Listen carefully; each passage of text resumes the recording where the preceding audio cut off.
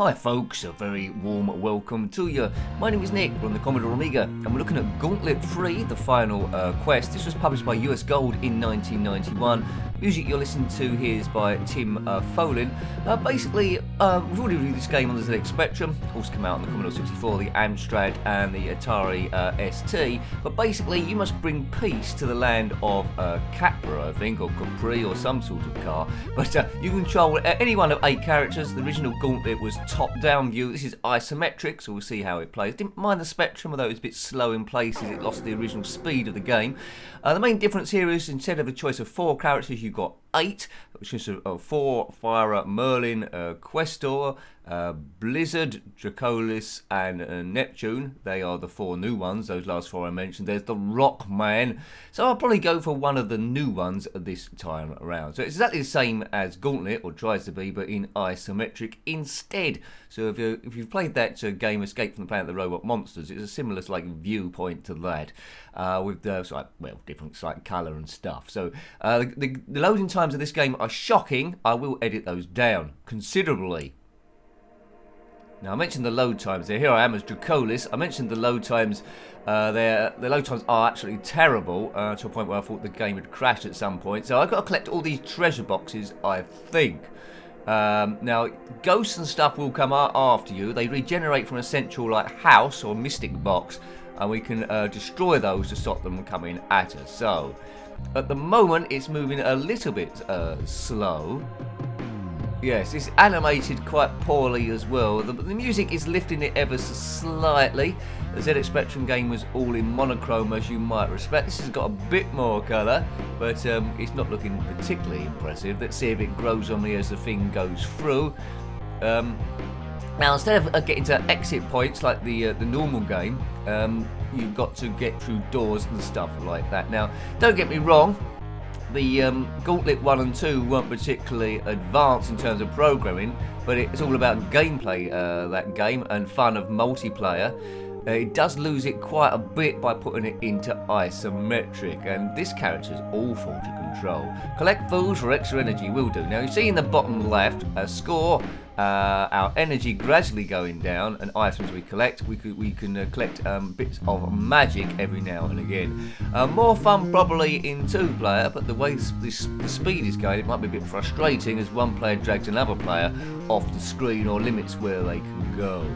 Anyway, let's just groove to the funky music. Sometimes I wonder what was Psygnosis had done with a game like this, but although being in isometric makes it, I'd imagine they thought at the time, more advanced as I blow up this little house, it destroys the original gameplay of what Gauntlet was. But that's just my opinion.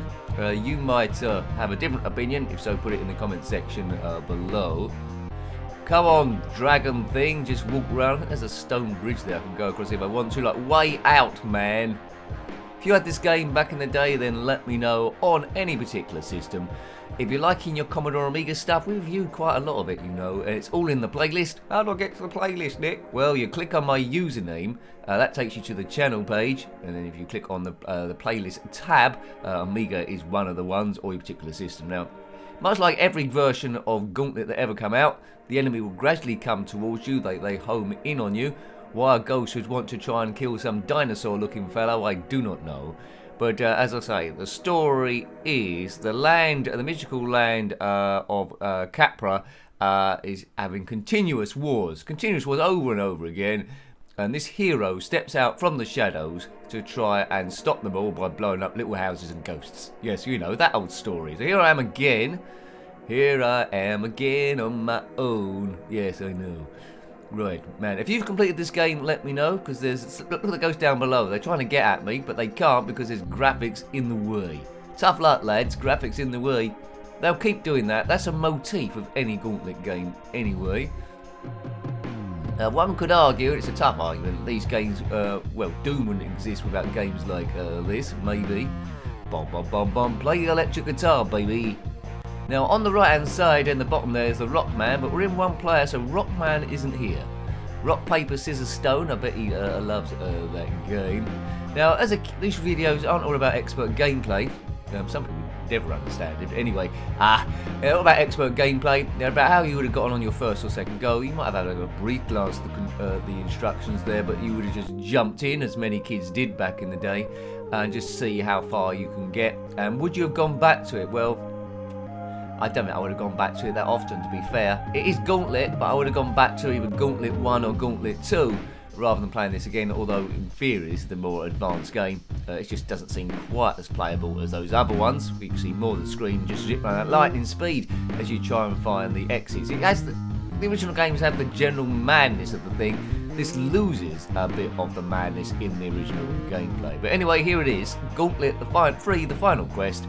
Was there a Gauntlet 4? If there was, then this wasn't the final quest, but yes.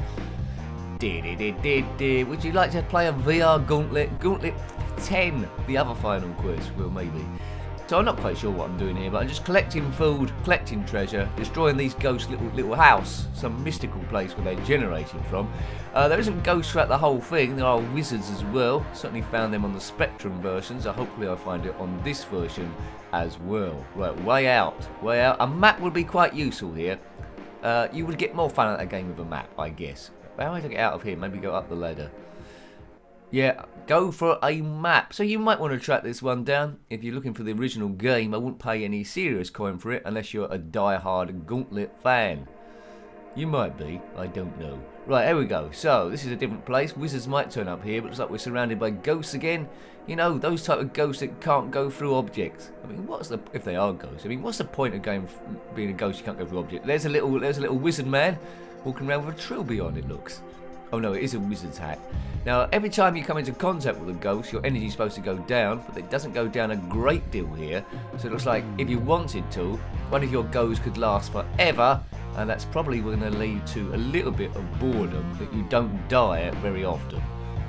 Yeah, that's it. Look, the energy is super high. It used to tick down at an alarming rate on the other versions, the other instalments of Gauntlet. That's probably what it is, and it goes a bit quicker when it goes in a certain direction. A bit like Escape from the Planet of the Robot Monsters, so maybe that's a bit of a programming thing. That would always happen, no matter what. Bom bom bom bom bom bom bom bom bom. Hello, I'm Dinosaur. No, I'm Dracolis. So just to recap, Dracolis is a lizard man. You can control Blizzard, who's an iceman. Neptune, he's a merman from the sea. There's Petrus as well, which I believe is the rock man. Then you got the original four: Questor, the elf, I think, Merlin, the wizard, Fyra, that woman, I think she's a Valkyrie, and four, some Norse god. Each of them fire a different sort of like a weapon. You can see Dracolis there is firing flames, yoga flame. But it doesn't make a great deal of difference, only in a graphical element. They sort of like move roughly the same, and the flames destroy certain bits. Yes. Anyway, if I was here on my own, I probably would have turned it off by now, so well done if you're here still watching the video. Hopefully this has given you an idea a bit of what a Gauntlet 3 looks like. But as I say, loading times are chronic in this. I will be editing them down severely. Yeah, so I don't know how long this video would be, but however long it would be, I've probably been playing it almost twice as long, so I'm spending as much time it loading as actually playing the game. Why have I edited it out? Well, you don't want to see a black screen for about 10-12 minutes, do you? I don't think so. That'll be a tough watch. I don't mind the music. Tim Follins done a good job there, as he generally does. He's done music for quite a few games. Quite an accomplished musician, but here the music is a lot better than the game itself. Right, I can groove to that. Lots of ghosts everywhere. If you are a ghost, comment in the comment section below. My favourite ghost in a game, although I don't know what that ghost of, is Pac-Man, of course. Can't beat a good bit of Pac-Man. My favourite being Pac-Mania, which we reviewed on multiple systems. Commodore 64, ZX Spectrum, Mega Drive. Have we reviewed it on the Super Nintendo? I can't remember. I might have to look that up. I don't know if it came out on the Super Nintendo. It's the bit where someone says, Nick, you've already reviewed it, you nincompoop. Okay, fair enough. Fire, fire, fire. So it's like a medieval theme, isn't it? In this sort of like bit. There's some sort of like columns with some sort of blue cross on. Boo, boo, boo, boo, boo, boo. Yes. I mean, this game could have been a bit better. I'm not sure how much it's pushing the Commodore Amiga. It's clever in some extent. It just, as I said before, and a few times before, it's just not playing particularly great. Fans of, as I say, fans of Escape the Planet of Monsters will probably like this one as well. Good to see them attempt these things. Some games work a bit better than others. Way out. Let's try and see a few other bits of scenery, then we'll zip away. But it's a little bit dull.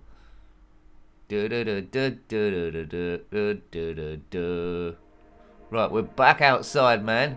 This is where we were before, or is it new territory?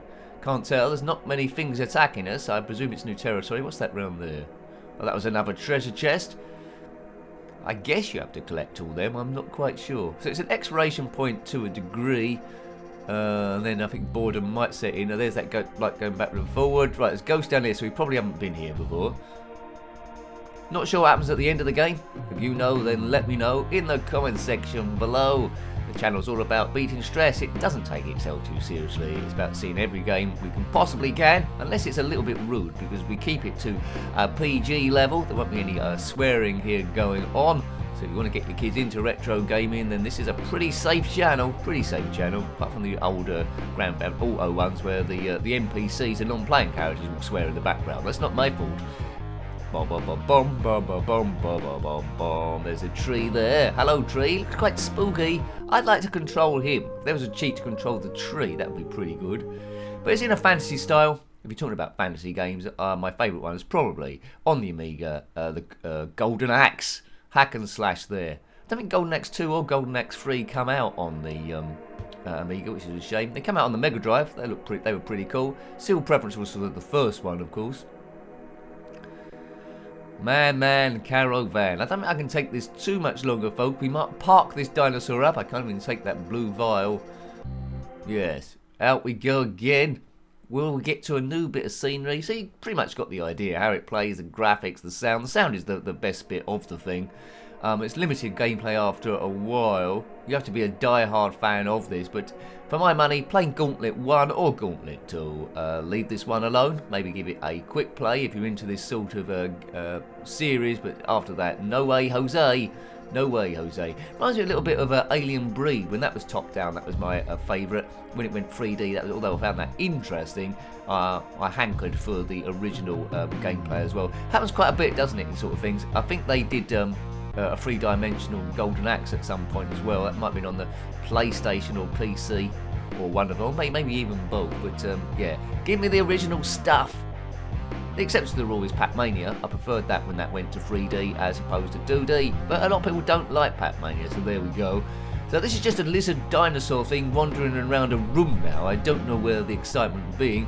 If you're a lizard dinosaur thing wandering around a room, then comment in the comment section below. How long have you been doing it? I wouldn't mind him wearing shoes or something like that to save on his feet. Bom ba bom bom bom ba bom ba bom. You know, so I think we will leave it there, folks. So hope you liked having a look at that one. That was Gauntlet 3, the final quest on the Commodore Amiga, published by US Gold in 1991. Okay from a programming point of view, but stick to the conventional 2D top-down ones, because that's where all the fun is. So if you've got any comments about this game, similar games, or anything retro, then please put that in the comment section below. Until next time, take great care of yourself, and a very fond goodbye. Goodbye.